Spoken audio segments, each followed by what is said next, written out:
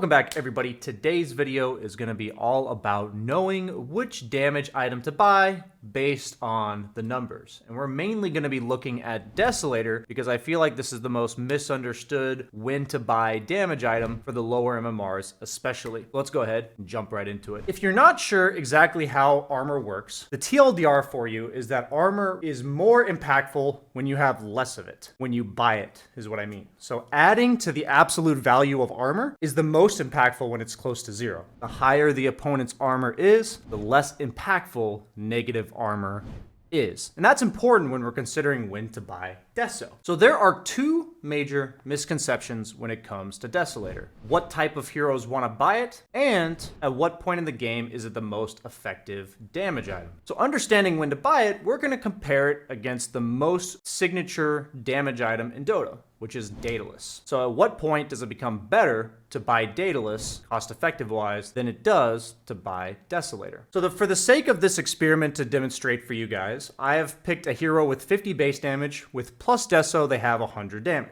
So for the first unit that has 3 armor and we have Orb of Corrosion, which does stack with Deso, takes them down to 0.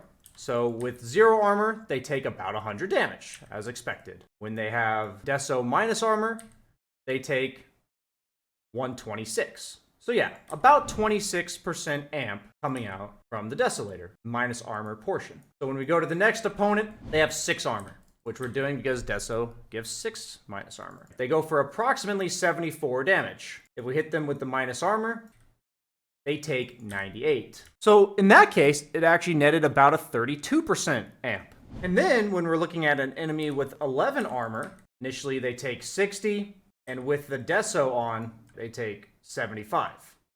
If we take 60 to 75, that is approximately a 25% amp. And the reason why we're looking at this 25% amp is because we then have to pull up a damage item comparison Daedalus. So what Daedalus does is it grants a 30% chance to crit for 225% damage. So in general, the amplification on your damage that you're already doing from that component is going to be 37.5% damage. And then when we compare the costs of Daedalus to Desolator, we're looking at about 5,200 to 3,500. That's about a 50% increase from Desolator. So if Daedalus gives 37.5% and Desolator is 50% cheaper, we're looking at Desolator needing to give at least 25% amp to be more cost effective. And that's why that 11 armor is such a crucial number, because what that means is at less than 11 armor, Desolator is more damage per cost than Daedalus. While at more than 11 armor, we're looking at the complete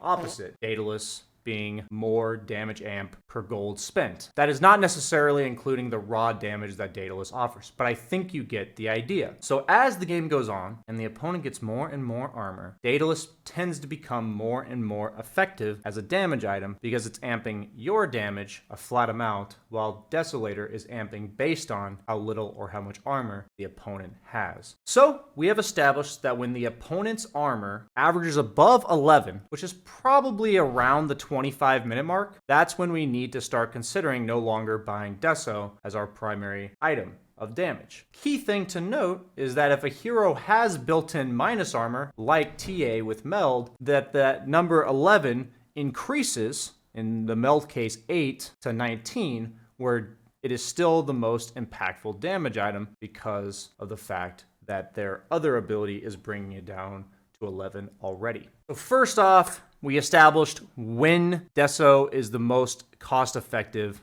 damage item. Now the next step is, why don't we see certain heroes buying Desolator? And for this portion, I'd like to say that there are 3 types of heroes that I would like to consider in regards to weighing Deso versus other damage items. The first category of heroes that definitely don't buy Desolator are ones that are illusion heroes. Heroes that often buy Manta as a source of damage for them, or they naturally build illusions. And this is because illusions do not benefit from the green damage that you see on your damage bar, and they also do not apply the Desolator debuff. So other than you and your illusions both hitting the same target, and the illusions benefiting from that minus armor, they don't actually benefit at all from the Desolator. On top of that, illusions can crit. So even though illusions do less damage, they will crit for the less damage and add it on. So if you're looking for a damage item on illusion heroes, Daedalus is almost certainly your go-to,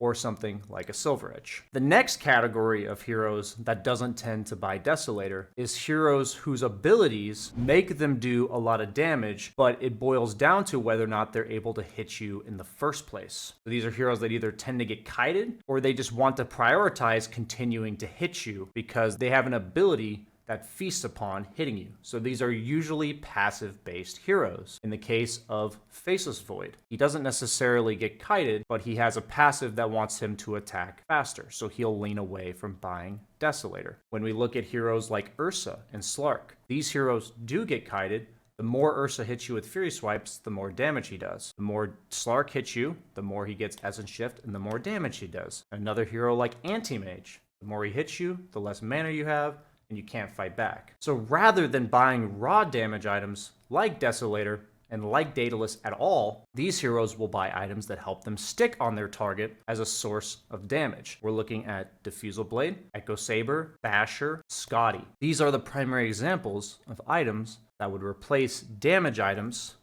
for the sake of these heroes being able to do damage. The third type, where the Desolator compared the Daedalus really comes in handy, is first and foremost heroes that have no problem hitting, but they tend to lack the damage, the oomph, in order to be enough of a threat when they do hit you. So examples of this are Clinks with long range and TA with long range. Another example is Phantom Assassin, who has a built-in gap close, but also hits like a wet noodle for the early stages of the game. Another thing about these heroes is that they will tend to have innate damage boost that is flat. A flat amount of damage, or a damage amount that would apply early on in the game. So for TA, it's Meld Strike and Refraction. For PA, it's her ultimate coup de grace. So Desolator in the early game gives them that extra bit of damage to 1, 2, maybe 3-shot you. Last but not least, looking at these heroes that do buy the raw damage items,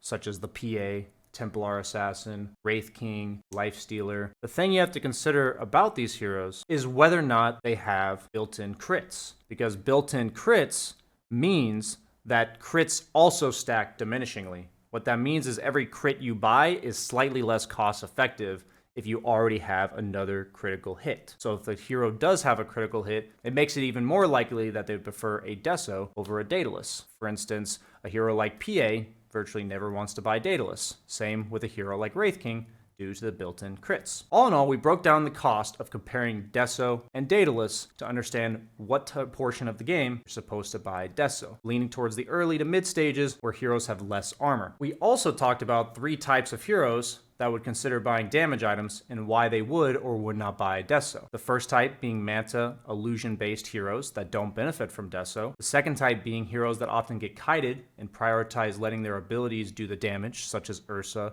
and Slark. And the third type is heroes that do like to buy Deso, oftentimes heroes that have no problem hitting, usually have built-in crits, and they also just need that little bit of extra oomph to potentially one-shot you or two-shot you in the early to mid game. I hope this helps you guys clarify when to buy Deso in your games amongst all of the other damage items that you can choose from. Like, comment, subscribe. See you guys next time.